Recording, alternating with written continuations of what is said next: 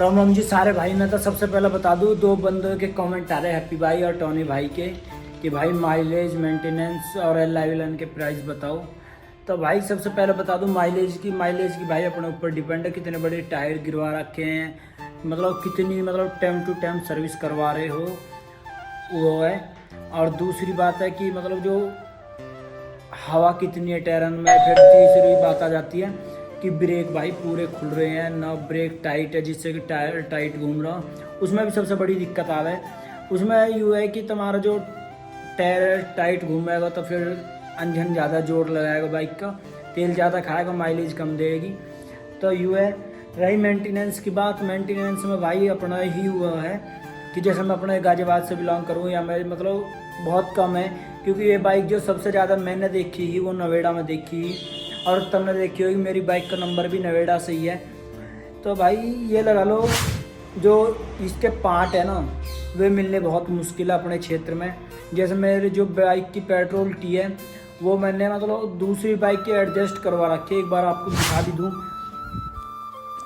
ये अपनी बाइक है जी, देखो अब इसमें तुम देख रहे होगे मट्टी लग रही है, और जो इसकी ओरिजिनल हुई है ना क्या कहते हैं उसको पेट्रोल टी, उसमें कतई भी मट्टी ना ही। और देखो अब तो इस पर भी मट्टी लग रही है, जो एक कार्बोरेटर है और इसमें मट्टी लग रही है, मतलब ऐसा लग रहा है जैसे थोड़ा बहुत पेट्रोल इसमें आते हो, सीलन से आती हो पर उससे मट्टी चिपक रही है। तो यूँ चीज़ है।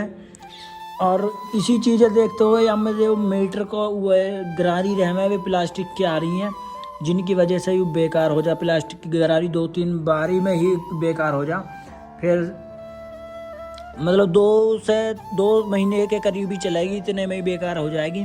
तो फिर मैंने इसलिए तार पार निकाल के इसके सब फेंक दिए और चेन कवर भी उतरवा दिया सारे काम।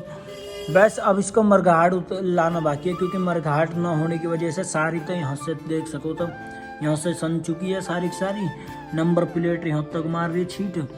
और प्लस जब आगे उगी रहे ना गारा, जो पौनी लगा लो, गारा लगा लो, जैसे वो हवा लगे तो पीछे को जो मतलब बंदा चला रहा, मैं चला रहा हूँ तो सारे सौंदे। मतलब कुछ यदि लुक की बात करूँ तो अपनी बाइक के कुछ ऐसी लुक है इस टाइम, क्योंकि मैंने इस पर नई तो ब्लैक फिल्म चढ़वा रखी है, नई कुछ जैसी कंपनी आई कि रंग पंग सब चीज़ वैसी है। बस मैंने इसका मरघाट उतरवाया और जाके व्हील चेंज करवाए हैं। कुछ ऐसी बाइक है। अब भाई आ जाती है बात मेंटेनेंस की। मेंटेनेंस पर भाई सारा खर्चा देखो ज़्यादा महंगे पार्ट भी ना है, मतलब जो शौक है, कहते हैं ना शौक एक ऐसी चीज़ है जिसके होते हुए मतलब बंदा पैसा नहीं देखता। जो बंदा शौक करेगा वो पैसा नहीं देखेगा, जो पैसा देखेगा वो कभी शौक नहीं करेगा। ये बात मैंने देखी है, क्योंकि कई बार मुझे ये ऑफर आ चुका है कि इसे बेच दे दूसरी बाइक ले लें।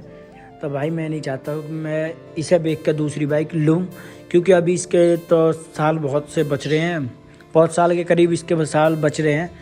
अपने मज़े से है, कोई दिक्कत ना है।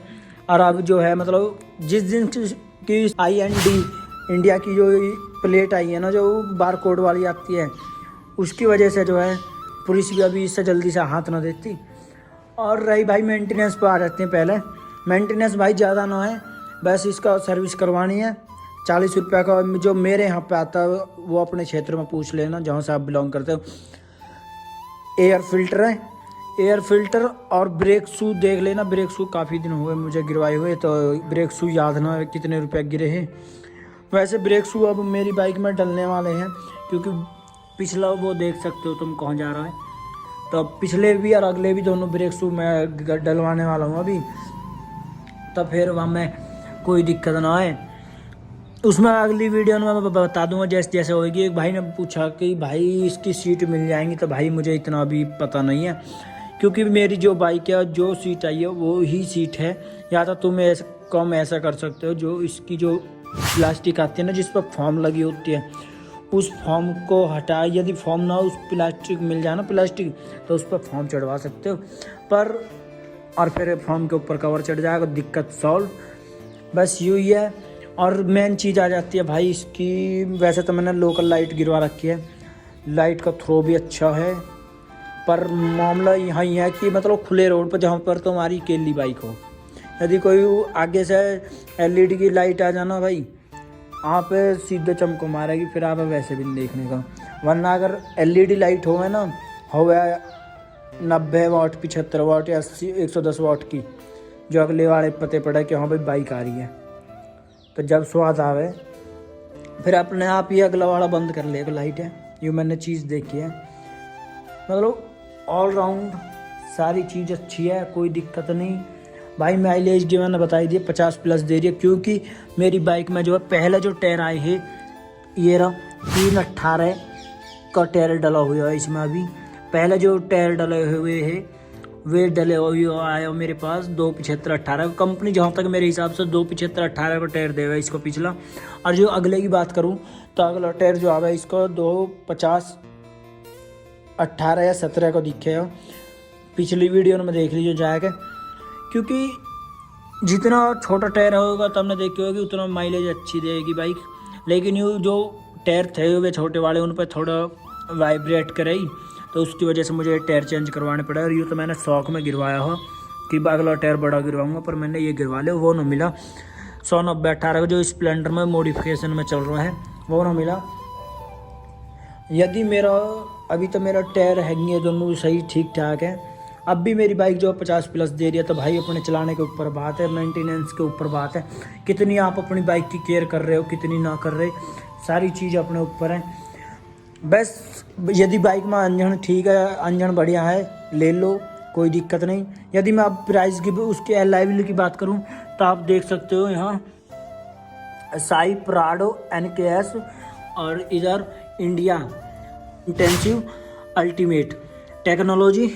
और आगे का है ये क्या है माइलेज। तो भाई थोड़ा देख के अपना बाइक हाई ले जाओ। जहाँ तुम्हें यदि बाइक में एलाइविल गिरवाने ना तो सीधा शॉप पे ले जाओ जिस पे सब एलाइविल ले रहे हो, और हाई से फिट करवा के लाओ, कोई दिक्कत नहीं। क्योंकि मेरे से भी कई ने कही ही कि भाई एलाइविल फिट हो जाएंगे, पर भाई फिट होने से ही काम ना चलेगा, फिट करवाने पड़ेंगे। क्योंकि एक चीज़ आई है मुझे एलाइविल सेट करवाने में। देखो जब लोहे वाले रिम भी है ना रिम, उनमें ना बहुत ज़्यादा गैप, जिसकी वजह से टायर जो निंगे हुआ। और देखो यहाँ में एक उंगलियाँ घुस रही हैं यहाँ, और यहाँ 2 उंगलियाँ आराम से, 2 तो ना तो पर 1.5 उंगलियाँ आराम से चली जाएगी। देखो कितना गैप है यहाँ में, और नहा ही ले रहा हूँ यहाँ, देखो कितना गैप है। और यदि मैं नहा धरूँ ना तो भाई उंगलियाँ लिकड़े ना, उंगलियाँ लिकड़ रही ना, यो कैडी लिकड़ी है और यू नई लिकड़ रही है, तो यहाँ में तो हम देख सको भाई। तो ये दिक्कत आई है मुझे, तो ये सबसे बड़ी बुरी चीज़ लगी। पर पिछला टायर एकदम ओके है, इसमें थोड़ा सा गैप और ज़्यादा नहीं होता तो बढ़िया रहता। इसी की वजह से ज़्यादातर मैंने मरघाड़ उतारा कि मरघाड़ में टच हो रहा, मैंने तुम्हें बता दी पहले भी।